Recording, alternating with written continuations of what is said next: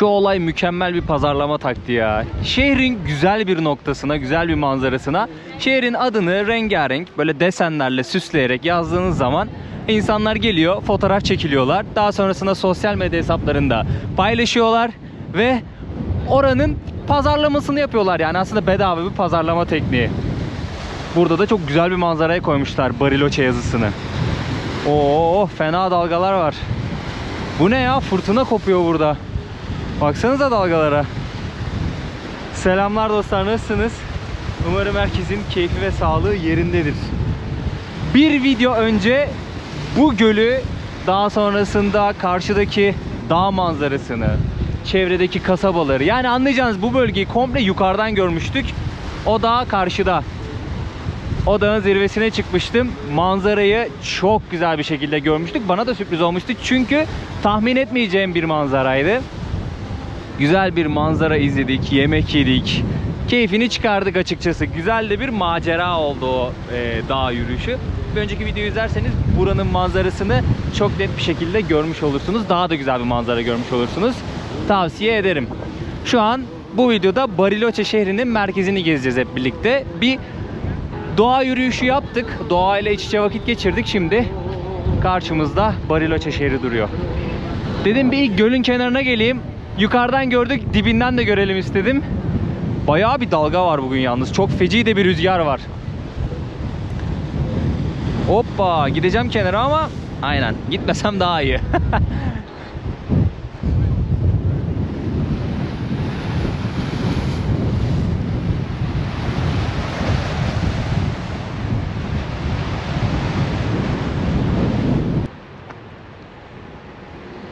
Dayı, burası yaya geçidi yalnız. Senin durman lazım. Işık yok çünkü. Şehrin tam ismi San Carlos de Bariloche bu arada. Burada Arjantin bayrağı dalgalanıyor. Seyyar satıcılar var. Aa, ne kadar güzelmiş ya şu mate. Dağ figürü var, bir de Bariloche yazıyor. Bir de nehir var. 150 bin civarı bir nüfusu var. Arjantin'in en turistik ve en çok ziyaret edilen lokasyonlarından bir tanesi.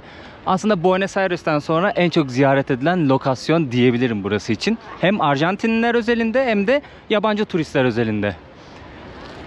Kilise ne güzel öyle ya. Kilise mi? Kilise gibi duruyor ama başka bir şey de olabilir.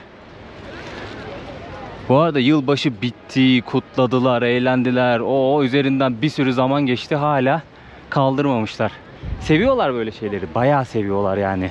Noel oluyor, kutluyorlar. Onları kaldırmıyorlar, figürleri, ondan sonra süslemeleri. Yılbaşı geliyor, yine kaldırmıyorlar. Aa, balonlar uçuşuyor. Yılbaşı geçiyor, üzerinden bayağı da zaman geçiyor, yine kaldırmıyorlar. Çok seviyorlar, kutlamalara bayılıyorlar ya. Bu arada ne güzel bir yermiş burası. Ben arka taraftan dolandım da burayı görmemiştim. Ne diyorduk? Bak yine laf karıştı. Buenos Aires'ten sonra en çok ziyaret edilen lokasyon diyebilirim burası için. Hem Arjantinliler hem de yabancı turistler sıklıkla ziyaret ediyor burayı. Çok popüler bir lokasyon Arjantin'de. O yüzden diğer yerlere nazaran bir tık pahalı. Ben bu pahalılığı nasıl anladım? Birincisi, buraya gelen arkadaşlarım Bariloche'ye bütçeni ayarla, orası birazcık pahalı. Hani ayağını yorganına göre uzat dediler bana. Çünkü onlar da benim gibi sırt çantalı gezen çocuklar. Bunun dışında geldiğimde bir empanada çekti canım. Uzun süredir empanada yemiyordum. Bir tane panaderia'ya girdim, fırına girdim. Empanadanın fiyatını sordum. Tanesi 1600 peso. Ben Buenos Aires'te, bakın, en çok turist giden yerdir yani. Turistin en çok gittiği yerdir Buenos Aires. 300 peso, 400, 500, 600, kralı 600 Buenos Aires'te. Burada 1600 dedim, abi sağ ol, teşekkür ederim. Orada anladım burası pahalı. Aşağı yukarı 18-20 dolara hostel fiyatları. Oteller illaki bir tık daha pahalıdır. İşte tur satın almak istiyorsunuz, fiyat görürsem şimdi gösteririm sizlere de.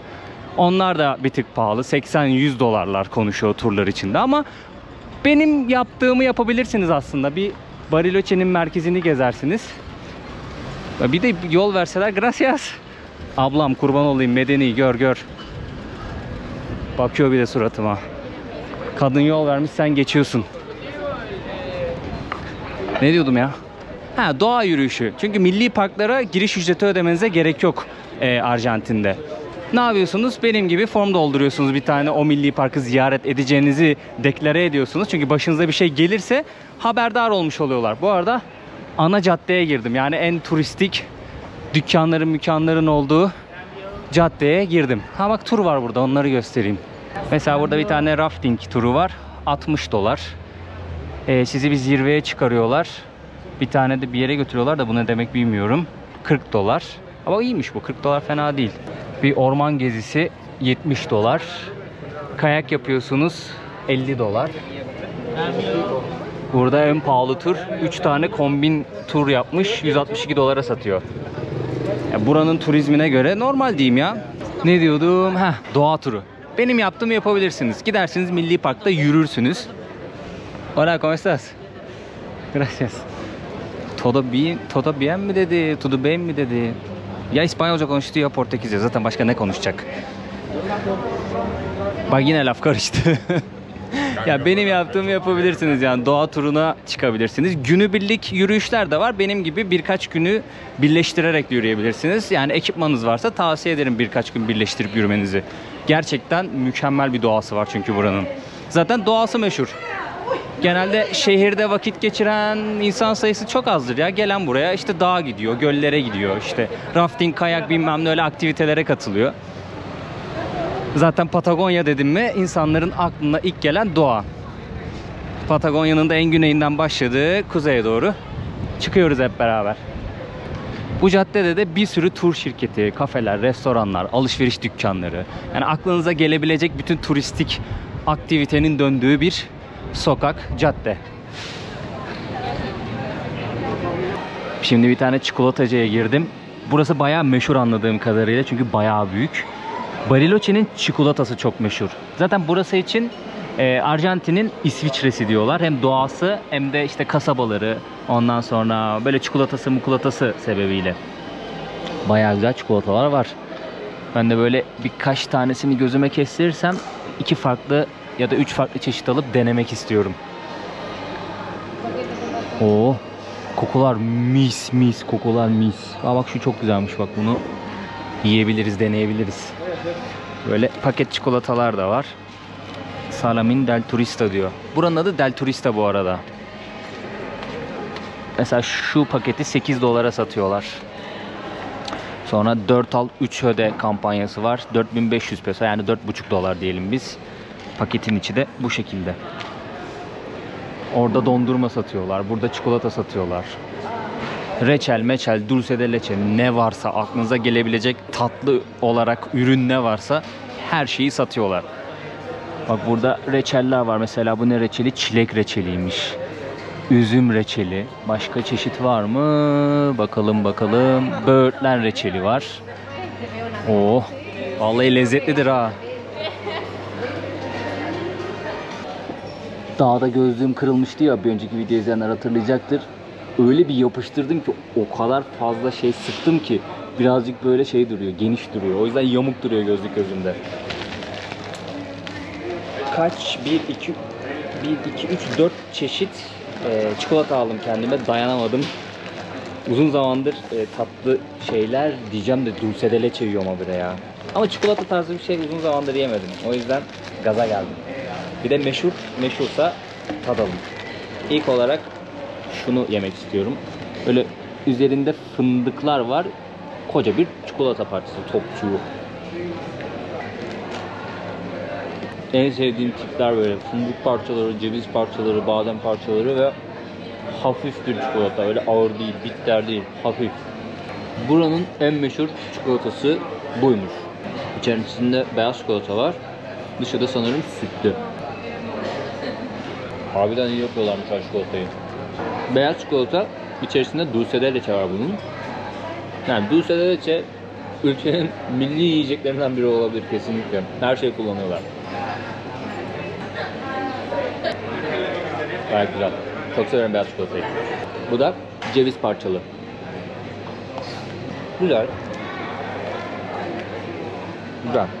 Gayet güzel. Hakikaten çikolatanın hakkını vermişler. Çok güzel yapmışlar.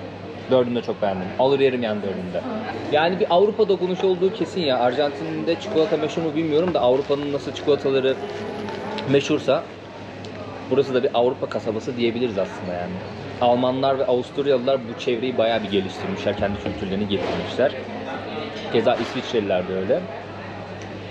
Doğanın da güzelliğini varsayacak olursak boşuna Arjantin'in İsviçre'si demiyorlar burası için. Yani böyle ufak bir fikir yürütmeyle gidersek bu sonuca varıyor.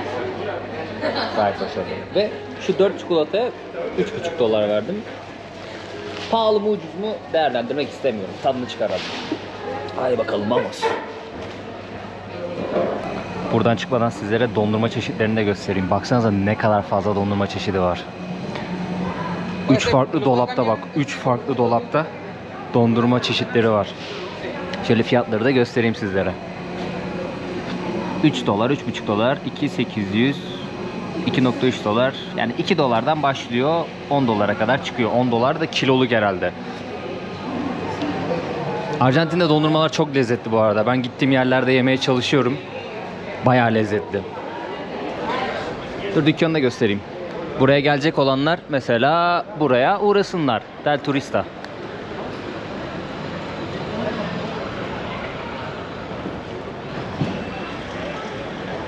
Farklı bir çikolata dükkanının önünden geçiyordum. Şekerden ne yapmışlar baksanıza.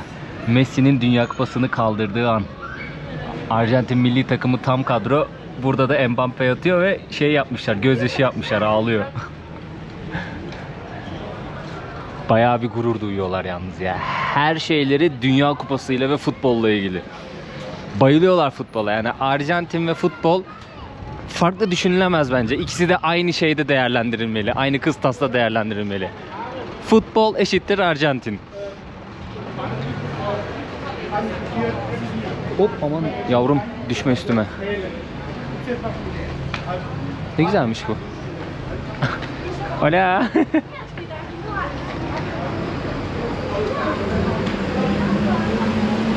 Elimde Joara var. Bir sakatlık çıkacak. Bir sürü tur şirketinin önünden geçtim. Hepsinde aynı fiyatlar.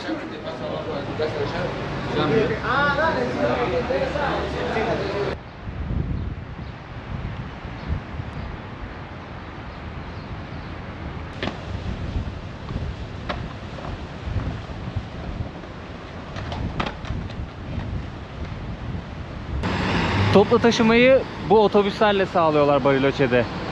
Çevredeki bütün kasabalara gidiyor otobüsler. Sube isminde bir toplu taşıma kartı tanıtmıştım ya size. Dur hatta göstereyim, cebimde olması lazım. Aynen. Bu kartı kullanarak otobüslere binebilirsiniz. Nakit ödenmiyor. Birinden rica edersiniz, o sizin yerinize basabilir. Böyle bir seçenek de var tabii ki. Çok fazla yapılacak bir şey yok şehrin merkezinde, dürüst olmak gerekirse. Ben de sadece şöyle bir çıkıp bakmak, görmek istedim. Hazır görüyorken sizlere de göstereyim istedim. Hakikaten yapılacak pek fazla bir şey yok. Ya bir sürü dükkan var, dükkan gezebilirsiniz. Çok fazla müzik var içeride. Dükkanların içerisinde yüksek sesle müzik çalıyorlar. Telif sebebiyle video çekemiyorum. Yoksa hediyelik eşyaları göstermek isterdim sizlere. Ama zaten bir sürü hediyelik eşya dükkanı gezdik önceden. O yüzden burayı es geçiyorum. Bir tane çok güzel bir sokak vardı. Şurasıydı galiba. Böyle kıvrımlı kıvrımlıydı. Orayı bulmaya çalışıyorum da şimdi. Aslında 3 videodur Bariloche'yi geziyoruz. Gerçek Bariloche'yi geziyoruz.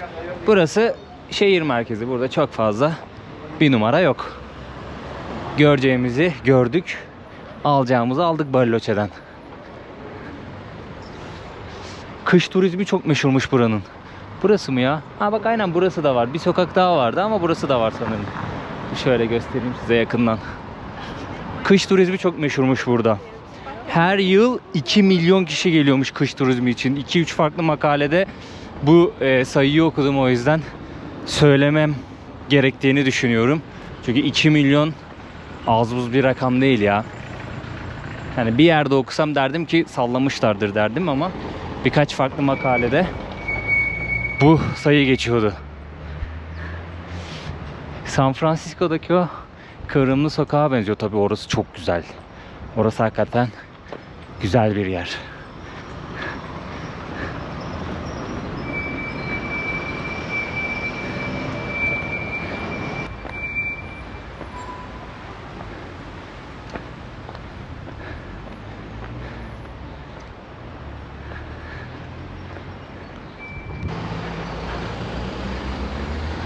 Bariloche'nin arka sokaklarında normal yaşam sürüyor. Turistik kısım aşağıda. İnsanlar alışverişteler, yemekteler. Restoranlar da güzel gözüküyor. Bu arada dağdan geldiğimde ben bir restoran buldum şeyde, Google haritalardan. Puanı da güzeldi, yorumu da fazlaydı. Şehrin merkezinden uzaktaydı, bir buçuk kilometre kadar. Dedim ki buraya giden kimse olmaz. Akşam saat 10. Yürüdüm gittim oraya. Abi bir kalabalık gördüm uzaktan, tamam mı? Dedim herhalde otobüs bekliyorlar çünkü otobüs durağı vardı. Köşeye dönmüş ama kalabalık, yani o kadar fazla insan. Bir gittim abi restoranın önüne. İnsan seli bak. İçerisi zaten tıklım tıklım sıraya girmişler. Restoranda yemek yemek için sıra bekliyorlar ama abartmıyorum 100-120 kişi vardı. Tio bilmem neydi restoranın ismi. Ben de dedim ki kimse gitmez, şehrin merkezinden biraz uzak. Kimse dedim yürümez oraya hayatta dedim. Saat 11'de 12'de restoran kapanıyor. Yani düşün 100-120 kişi bekliyor orada yemek yemek için, böyle bir saymaya kalktım. Sonra vazgeçtim. Evler filan tatlı bu arada. Yani yaşanabilecek bir şehir. Doğası gereği, konumu gereği. Hava durumu birazcık bozabiliyor ama kışları, onu söyleyeyim. Dur şimdi arabalar gelsin de. Bunlar yol vermezler. Işık bir şey yok. Çok fazla insan vardı yani. Dedim abi yürü başka yerde yemek ye. Vazgeçtim, orada yemedim. Ne diyordum? Kışları evet soğuk oluyor. Onu bahsediyordum. Konudan konuya atladım. Biraz yorgunluk var üstümde. Kafam tam çalışmıyor zaten bugün. Konudan konuya zaten birçok videoda zıplıyorum da bu videoda ayrı bir zıplıyorum. Ben de fark ettim. Kışları bayağı eksilere falan iniyormuş burası. Yazları güzel. Şu an zaten yaz mevsimindeyiz. Buranın yazındayız. Biliyorsunuz Güney Amerika'nın yazı ile Türkiye'nin yazı farklı. Zıt ilerliyor. Bizde kış, onlarda yaz. Yani bunlar da onlar da dediğim bunlar da, şu an ben burada olduğum için daha doğru olur böyle söylemem. O yüzden şu an turistik bir sezon. Çok fazla insan kalabalığı var. Hostellerde, otellerde yer bulmak çok zor. Bir de gördüğüm kadarıyla buradaki bütün hosteller kahvaltı veriyor ücretsiz bir şekilde. Benim kaldığım hostel gecelik $17. Onlar da kahvaltı veriyor. Kahvaltı dediğime bakmayın, yani bizim Türk kahvaltısının yanında buraların kahvaltısı K bile değil, anladın mı yani? K bile değil. Ama yine de diğer hostellere nazaran, daha önceden kahvaltı dahil olan birkaç hostelde kaldım. Kaldığım hostelin kahvaltısı yine fena değildi. Meyve falan vermişlerdi.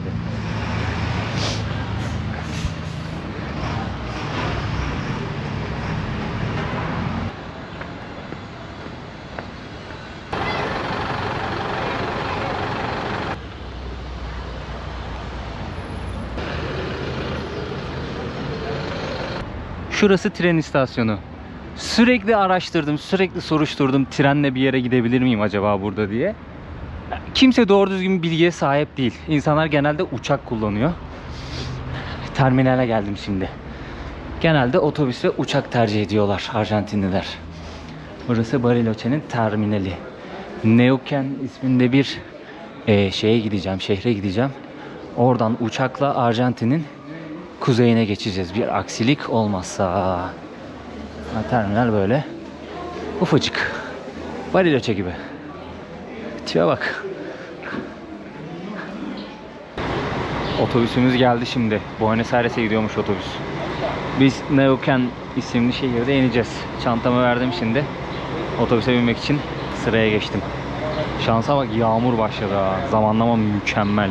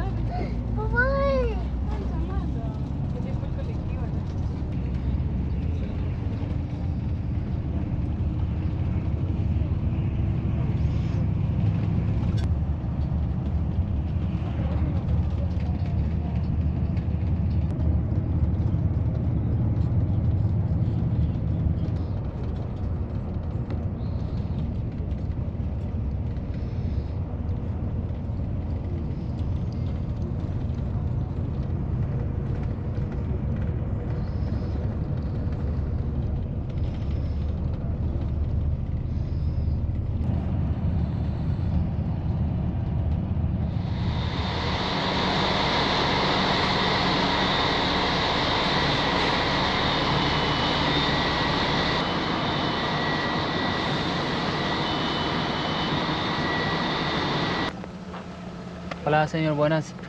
¿Cuánto cuesta aeropuerto? ¿Eh? ¿Cuánto cuesta aeropuerto?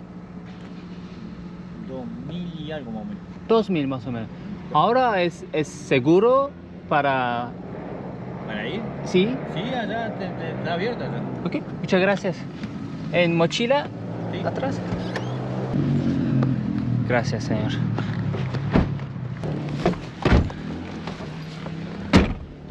¿Cómo estás, señor? ¿Todo bien?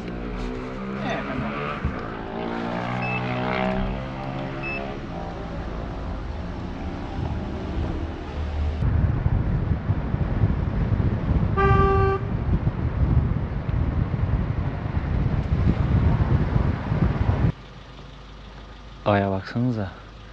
Ne güzel gözüküyor. Havalimanına geldim şimdi. Neuquén ismindeki şehre ulaştım. Hiç beklemeden havaalanına geldim abi. Otobüs terminalinde beklemeye gerek yok. Nerede lan giriş? Ha, burası. İnsan yok havaalanında. Ha, varmış, güzel. Şurada oturalım. Şimdi JetSmart nerede? Burada. Güzel.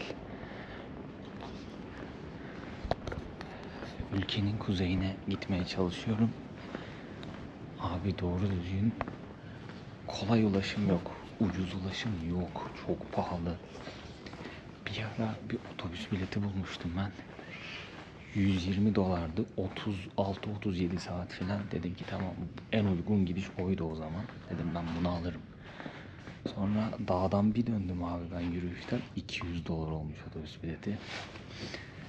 Araştır, oradan uçak bak, buradan otobüs bak filan derken en sonunda en uygun şu şekilde buldum ve en kolay. Bariloche'den Neuquén şehrine otobüs, Neuquén'den Salta şehrine uçak. Toplamda 150 dolar civarı bir şey olacak bana. Bulabildiğim en uygun ve en hızlı gidiş bu. Şimdi bu arada Bariloche ile Salta arası da 2500 kilometre falan olması lazım, yani bayağı uzak. Ülkenin en kuzeyine gidiyoruz. Tuvalet var mı ya? Çok çişim geldi.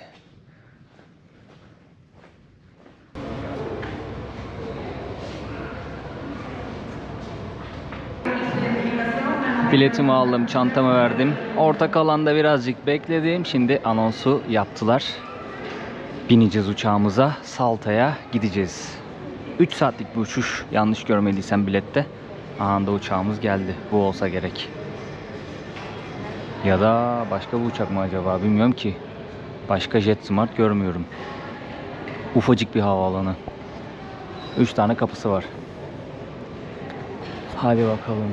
Yorulduk yine. Yol insanı yoruyor ya. Yani gerçi kısa da bir yol gelmedik. 6 saat otobüs, hatta birazcık da rötar yaptı. Bir 45 dakika geç geldik. 7 saat geliriz ona. Bir de 3 saat uçak gideceğiz. İyi de iyi ama yani 35-36 saat otobüs çekmektense bu daha iyi.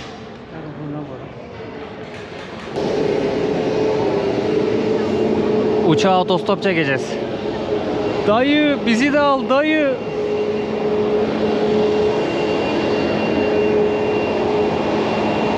Bak şu uçak yakıtı. YPF dediği de Arjantin'in milli benzin istasyonu diyebilirim. Aynen. YPF diye okuyorlar burada. Ya, okul gezisi gibi, ip gibi dizildik havaalanında. Pistte yürüyoruz ya. Vay arkadaş. Samimi bir havaalanı. Oha, helikopter var orada. Hiç binmedim hayatımda helikoptere.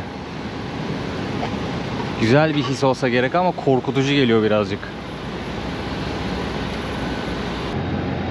Uçağın en arkasına bilet aldım ben. 31A. Bilet alırken valiz hakkı da satın aldım, benim çanta büyük olduğu için. Öyle olunca şey dediler, koltukta sen seç dediler. Öyle bir kıyak geçtiler.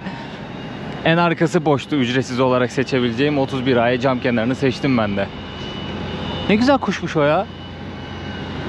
Feci bir şey kokuyor burada. Ne bilmiyorum ama acayip bir kesik bir koku var yani. Şu helikopterle gideydik iyiydi ya.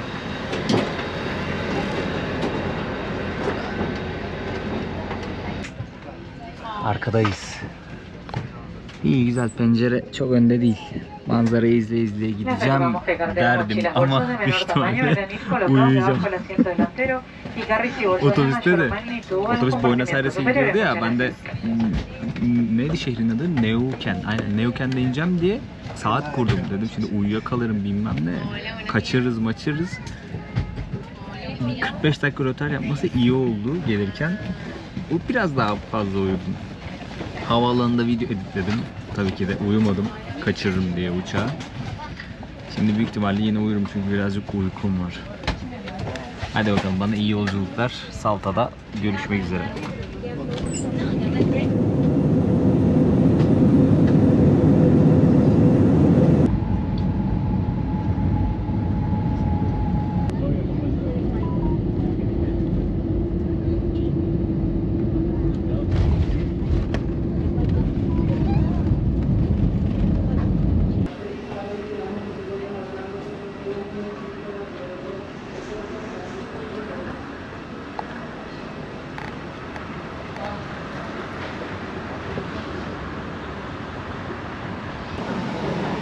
Salta'ya geldik. Hadi bakalım. Kuzey Arjantin seyahatimiz başladı. Bir uyumuşum. Daha uçak kalkmadan gözümü kapattım. Motorun sesine böyle bir uyandım uçak kalkarken. Sonra bir daha uyudum. Bir ara bir uyandım, bir dağları gördüm filan. Bir daha uyudum. Sonra inişte uyandım. Şimdi buradan merkeze nasıl gideceğiz? Mecbur taksiye bineceğiz gibi. Toplu taşıma var mı? Bir bakmam lazım önce. Ama olsa bu insanlar bir hallenirdi toplu taşımaya. Kimse hallenmediğine göre demek ki taksi. Orada da fiyatları yazmışlar. 4400 pesoya gidiyor. Yani 4,5 dolara gidiyor merkeze. Bir Uber'e bakacağım. Bende çok Uber çalışmıyor. Bir hata veriyor. Olmadı taksiye bineceğiz, gideceğiz. Bu videolukta benden bu kadar. Gideceğim, hostelime yerleşeceğim. Bugün dinleneceğim. Birazcık araştırmamı yapacağım. Kıyafetlerimi de yıkamaya vermem lazım. Leş gibiyim. Daha sonrasında bakalım bir sonraki videoda nasıl bir video olacak, nerede olacağız bilmiyorum. Kuzey Arjantin gezimiz başladı. İzlediğiniz için çok teşekkür ederim. Bariloche merkezi gezdik, sonrasında kuzeye gelişimi de göstermek istedim sizlere ki bir sonraki videoya bağlantı olsun diye. Bariloche merkezde pek bir şey yok. Yani böyle bir gün takılsanız da vakit geçirseniz de olur. Onun dışında yapacak bir şey yok. En azından benim için yok. Diyeyim ve videoyu bitireyim. Adios amigos diyorum. Kendinize çok iyi bakın. Bir beğeni, bir yorum atarsanız çok sevinirim. Abone olursanız çok sevinirim. Ciao ciao.